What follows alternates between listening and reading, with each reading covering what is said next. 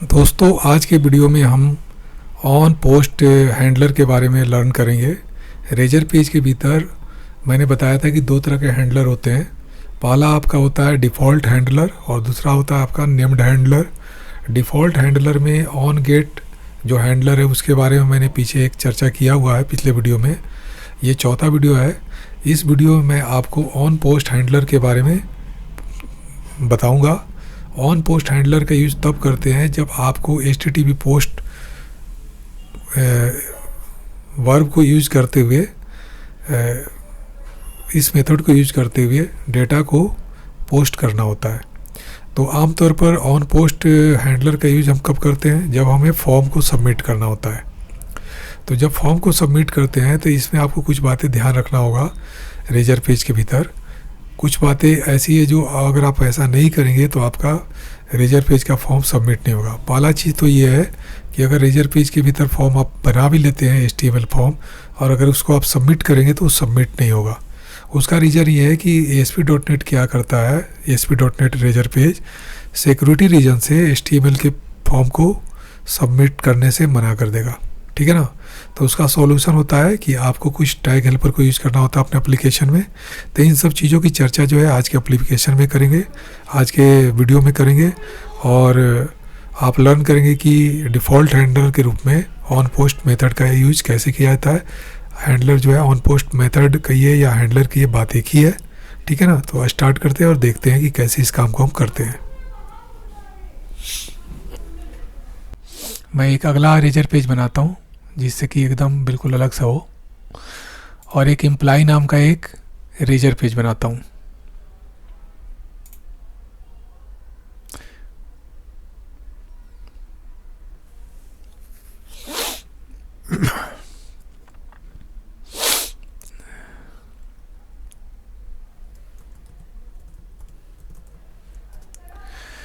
जैसा कि आप जानते हैं कि जब एप्लीकेशन में रेजर पेज बनता है तो उसके दो पेज होते हैं, एक बैक एंड के लिए, एक फ्रंट के लिए।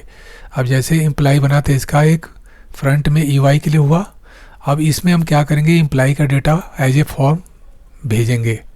तो मैं फॉर्म टैग का यूज करता हूँ और इसमें डेटा मैं ज़्यादा कुछ नहीं भेजूँगा, एक उसका नाम और उसका एज दो ही भेजूँगा। और इसके लिए जो मेथड यूज करूँगा, पोस्ट यूज करूँगा। ठीक है ना।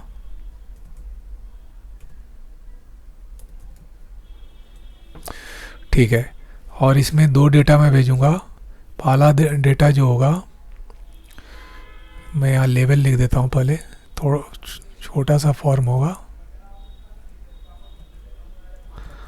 नेम, और फिर उसका इनपुट करने के लिए एक टेक्स्ट टाइप का,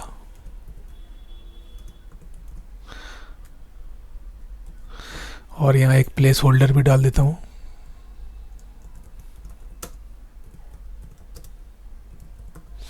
ठीक है। और इसी तरह एक और बना लेते हैं कंट्रोल, यहाँ BR टैग डाल देता हूँ, और ये आपको एज हो जाएगा। अगर मैं चाहूँ तो इसका टाइप जो है नंबर भी दे सकता हूँ। ठीक है ना। Enter your age. और फॉर्म को सबमिट करने के लिए एक कंट्रोल चाहिए हमें, तो वो कंट्रोल आपका इनपुट का ही होगा। टाइप सबमिट कर देते हैं, और प्लेस होल्डर की जगह कुछ नहीं होगा, और इसकी वैल्यू डाल देते हैं सब सेंड। ठीक है। तो ये बन गया। अब जब इस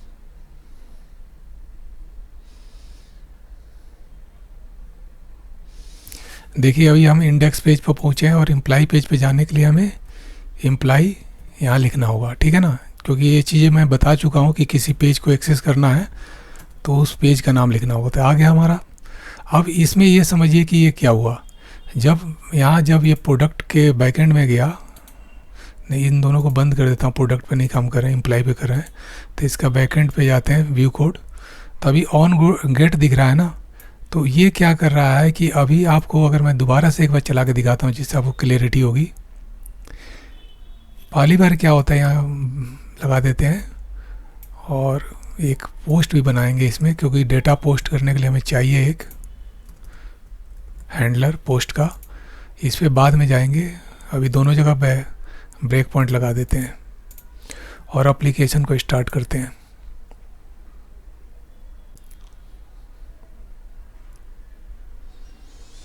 देखिए एम्प्लॉय पेज पे जाने के लिए मैंने एम्प्लॉय लिखा तो पहले कहाँ पर आया, गेट पे आया। देखिए ध्यान दीजिए, क्योंकि पोस्ट तो तब होगा जब फॉर्म के डेटा को पोस्ट करेंगे। पहले तो ये फॉर्म को रिसीव किया, इस पेज का रिक्वेस्ट हमने किया था एम्प्लॉय पेज का, तो एम्प्लॉय पेज को रिसीव करने के लिए गेट रिक्वेस्ट चलता है। तो इसको हैंडल करने के लिए ऑन गेट हैंडलर का यूज हुआ, ठीक है ना। तो इसको कंटिन्यू कर देते हैं। अब इसमें है कि डेटा इनपुट करना। मैंने कोई बूटस्ट्रैप वगैरह यूज नहीं किया है, अगर हम चाहें तो कर सकते हैं। मैं आगे इसके बारे में बताऊंगा, क्योंकि पूरा एप्लीकेशन मैं बिल्कुल स्क्रैच से बना रहा हूँ, तो स्टेप बाय स्टेप ही ये सारा काम करूँगा। तो अभी जैसा भी यूआई दिख रहा है उसी में हम काम करते हैं। तो मैंने यहाँ क्या किया, नाम लिख दिया और एज जो है लिख दिया। अगर आप चाहें तो इसको नंबर टाइप का तो ऐसे बढ़ा घटा सकते हैं, जो भी है, ठीक है।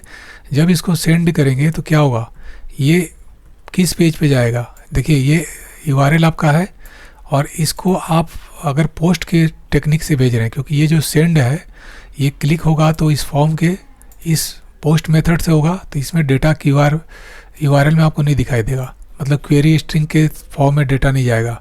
हमें डायरेक्ट यहाँ पर रिक्वेस्ट लैंड करेगा ऑन पोस्ट पे। तो इसको भेजते हैं तो दिखा रहा है कि कुछ इशू आ गया। इशू क्या आया उसको समझते हैं। यहाँ दोबारा से करते हैं।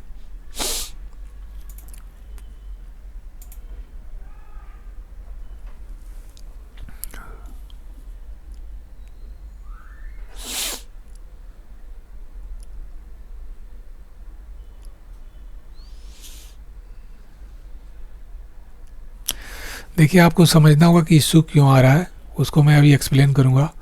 तो ये तो पहले यहाँ लैंड करने के लिए लैंडिंग फॉर्म मिल गया। अब जब इसमें हम डालते हैं ना, तो ये एक्चुअली पैरामीटर ले रहा है, और जब इसको भेजेंगे तो क्या करेगा, ये डेटा के साथ जाएगा ना, फॉर्म के डेटा के साथ जाएगा। तो इसलिए यहाँ इशू आ रहा है। इसको करेक्ट करने के लिए हमें क्या करना होगा कि इसमें पोस्ट के जो डेटा है, जो नेम और ID होता है ना एम्प्लॉय का, यहाँ पर उसे देना पड़ेगा। तो इसको हम थोड़ा करेक्ट करते हैं। यहाँ नेम लिखते हैं, नेम के भीतर हम कुछ भी इसका नाम दे देते हैं, नेम का नेम दे देते हैं, और इसमें भी नेम में एज दे देते हैं। आप कुछ भी इसको आइडेंटिफाई करने के नाम दे सकते हैं इससे, ठीक है। इसी तरीके से मैं इसका ID भी दे सकता हूँ, नेम और इसका ID।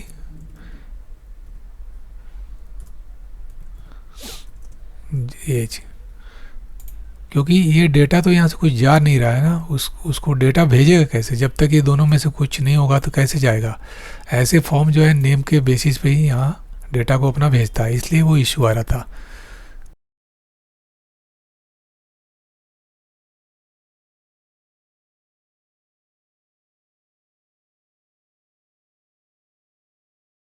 दोस्तों अगर आप फॉर्म के डेटा को सबमिट करना चाहते हैं रेजर पेज के भीतर, तो इसमें एक बहुत ही इम्पॉर्टेंट क्रूशल पॉइंट है जो आपको अपने माइंड में रखना होगा। बात यह है कि अगर आपने एक फॉर्म तैयार किया, और वो फॉर्म अगर आपने तैयार किया रेजर पेज के भीतर जो बिल्कुल HTML टैग का यूज करके है। अब बात यह है कि अगर आपने रेजर पेज का जो टैग हेल्पर है, अगर उसको यूज नहीं किया और आपने नॉर्मल HTML का टैग यूज कर लिया, जो कि सर्वर साइड कंट्रोल नहीं होता है, तो आपका डेटा जब पोस्ट होगा ना, तो एप्लीकेशन क्या करेगा, Razor page application security reason से उस डेटा को पोस्ट नहीं करेगा। मतलब वो आपको 400 का एरर शो कर देगा। इस चीज़ को हम समझेंगे, ठीक है ना। देखिए अब इसको आपने देख लिया कि कैसे आप जब डेटा को बिना टैग हेल्पर की यूज किए HTML फॉर्म बनाकर अगर भेजना चाहते हैं ASP.NET को रेजर पेज में, तो ये अलाउ नहीं करता है। सिक्योरिटी रीजन है, मेन चीज़ है सिक्योरिटी रीजन, ठीक है ना। तो इसका सॉल्यूशन क्या है, तो इसका सॉल्यूशन सिंपल है, जो मैंने बोला कि आपको रेजर पेज का जो टैग हेल्पर है उसको यूज करना होगा। अब इसको यूज करने के लिए आपको क्या करना होगा, आपको व्यू इंपोर्ट्स के फाइल को अपने एप्लीकेशन के भीतर बनाना होगा। और व्यू इंपोर्ट फाइल्स क्या करता है, इंपोर्ट्स करता है। नाम से ही क्लियर है कि व्यू के लिए इंपोर्ट्स करता है। किसको इंपोर्ट करता है, जो भी पैकेज, जो भी टैग हेल्पर जो आप अपने व्यू पे मतलब रेजर पेज के ऊपर शो करना चाहते हैं, यूज करना चाहते हैं, तो उसको इंपोर्ट करना होगा। तो इसके लिए आपको एक डायरेक्टिव है जिसको यूज करना होता है, जिसका नाम है ऐड टैग हेल्पर। जब इस ऐड टैग हेल्पर को आप यूज करेंगे अपने व्यू इंपोर्ट्स के भीतर, तो ये पूरे एप्लीकेशन के भीतर ये टैग हेल्पर क्या होगा, ग्लोबली अप्लाई हो जाएगा। ऐसा कोई जरूरी नहीं कि आप व्यू इंपोर्ट्स यूज कीजिए तभी होगा। आप जिस रेजर पेज के भीतर करना चाहते हैं केवल वहीं पर भी अगर आप इंपोर्ट कर लीजिए टैग हेल्पर को, जो जो रिक्वायर है उसको भी, तब भी आपका काम हो जाएगा। लेकिन ये ग्लोबल लेवल पे सारा काम आपका व्यू इंपोर्ट्स करता है। तो ये चीज़ आपको ध्यान में रखना है। तो पहला स्टेप आपका ये है कि जब आप ऑन पोस्ट के थ्रू जब डेटा भेजना चाहते हैं, तो पहला स्टेप आपका ये है कि आप अपने एप्लीकेशन के भीतर व्यू इंपोर्ट्स को इंपोर्ट कर लीजिए। और नहीं इंपोर्ट करेंगे तो आपको इश्यू आएगा। तो इसको मैं कन्वर्ट करूँगा पहले ASP के कोड में, क्योंकि नॉर्मल फॉर्म के टैग से काम नहीं चलेगा। तो इसको ASP के कोड में कन्वर्ट करने के लिए मुझे एक व्यू इंपोर्ट का फाइल इंपोर्ट करना होगा।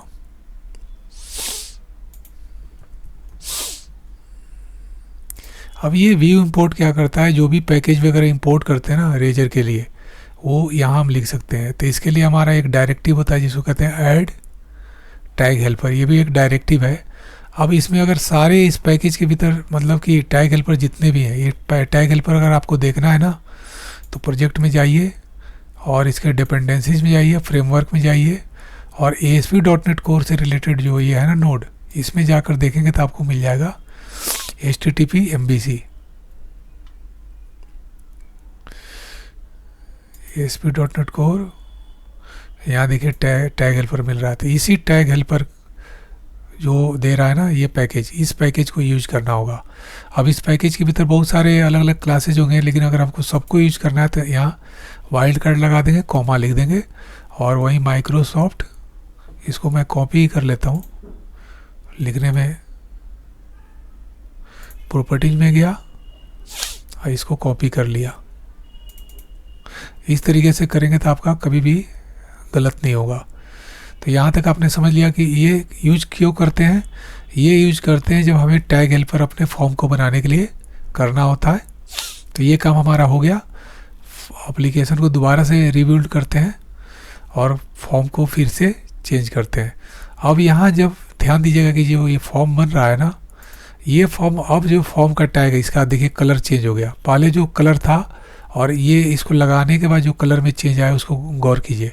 मान लेते 2 मिनट के लिए इसको कमेंट कर दे रहा हूँ, और कमेंट करने के बाद दोबारा से बिल्ड करता हूँ, क्योंकि मैं दिखाना चाहता हूँ कि चेंज है। अब देखिए ये नॉर्मल फॉर्म है, इस फॉर्म का कलर देखिए कैसा है। और जब मैं इसको अनकमेंट कर दूंगा,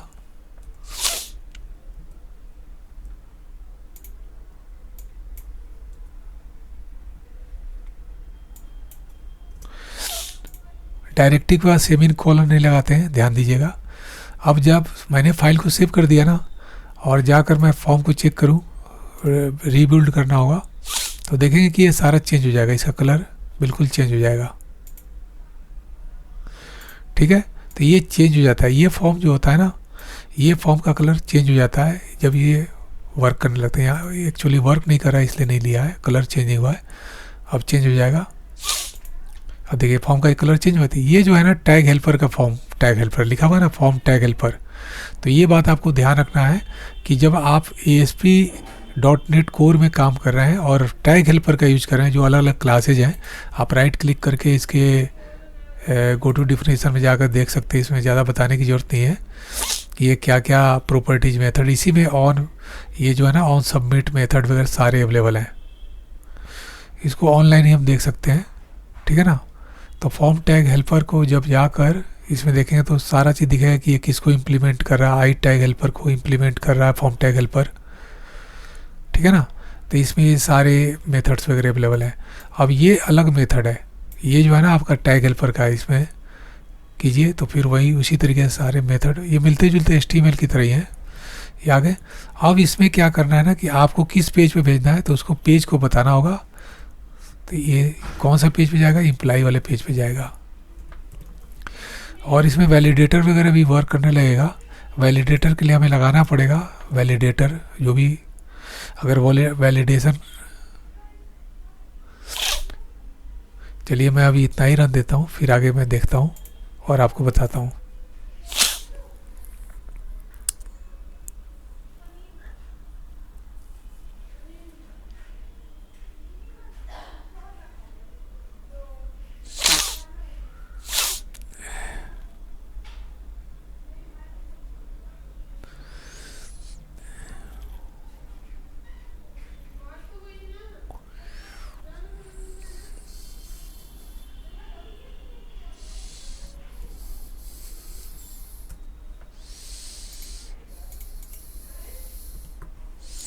और फॉर्म को सबमिट कर रहे हैं और जाकर यहाँ पर इसको ब्रेक पॉइंट लगा कर चेक करते हैं। देखिए इस बार आ गया। तो ये मेन पॉइंट आपको याद रखना अपने माइंड में कि जब फॉर्म को सबमिट करते हैं ना, और अभी आप डिफ़ॉल्ट हैंडलर पे ही काम कर रहे हैं लेकिन ऑन पोस्ट पे काम कर रहे हैं, तो ऑन पोस्ट को आपने सीखा कि कैसे हम पोस्टिंग करते हैं।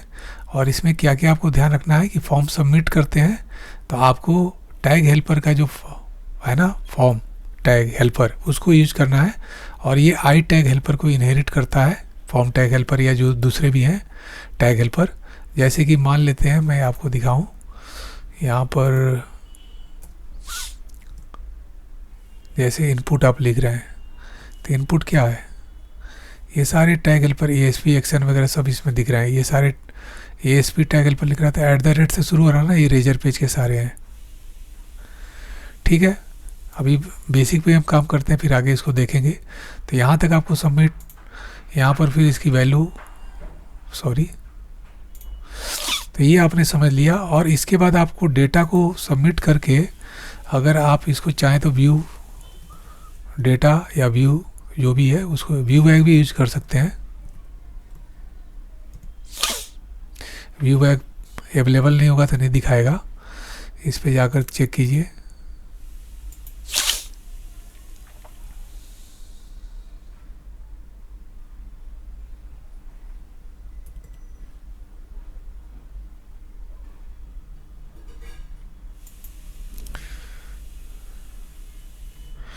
व्यू डेटा है, आपको टेम्प डेटा है, व्यू बैग आपका यहाँ पर अवेलेबल नहीं है, तो आप व्यू बैग यूज नहीं कर सकते हैं इसमें।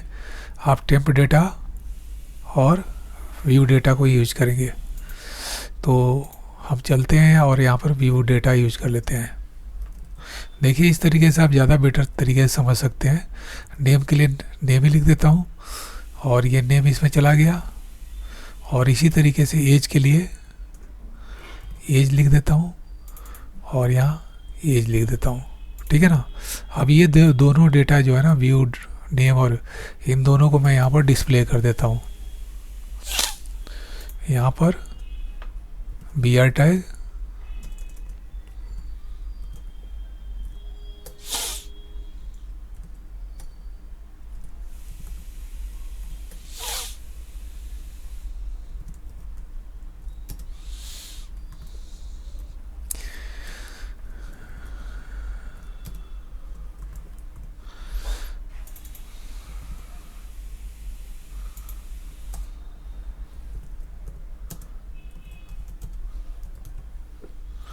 ठीक है, ये मैंने पूरा इसका UIDN कर लिया है और इसको मैं दोबारा से भेजता हूँ।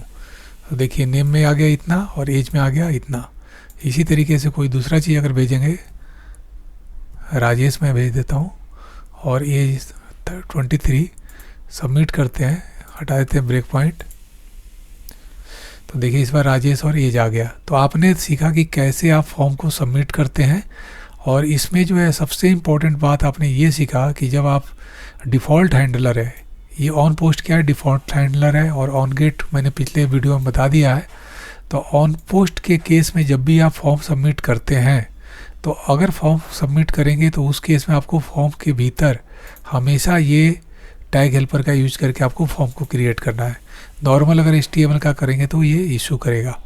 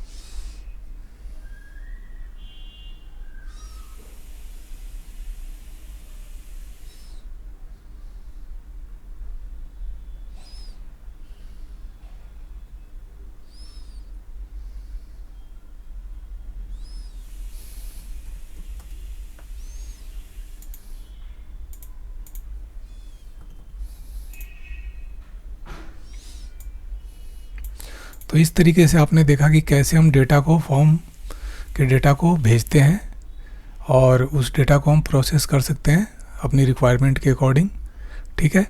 लेकिन अब इसमें एक दो बातें और भी आपको माइंड करना है कि जब आप फॉर्म को डेटा को भेज रहे हैं तो क्या ज़रूरी है कि आप इस डेटा को ऐसे ही सारे पैरामीटर कर करके भेजें, क्योंकि अगर आप एक फॉर्म को अगर बनाते हैं तो फॉर्म को बनाते समय क्या होगा कि आपके कई सारे एम्प्लॉय के नेम हो सकते हैं, एज हो सकते हैं, डेट ऑफ बर्थ हो सकते हैं, फिर वो मैरिड है अनमैरिड है, इस तरीके कई सारे डिटेल हो सकते हैं।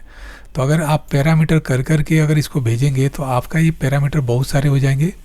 तो इससे बेटर तरीका ये है कि हम क्या करें कि एक एम्प्लॉय का मॉडल बना लें और एम्प्लॉय का मॉडल बनाकर उस मॉडल को हम यहाँ पर एज ए पैरामीटर पास कर दें। तो इन सब चीज़ों को हम आगे देखेंगे। मुझे बस बेसिक बताना था कि जब आप ऑन पोस्ट जो है, ये ऑन गेट और ऑन पोस्ट, मुझे केवल ये बेसिक बताना था कि ये दोनों क्या कहलाते हैं। ये दोनों आपके डिफ़ॉल्ट हैंडलर कहलाते हैं और इसको कैसे हम डेटा यहाँ इनको भेजकर डेटा को प्रोसेस करते हैं, ये चीज़ आपने सीखा।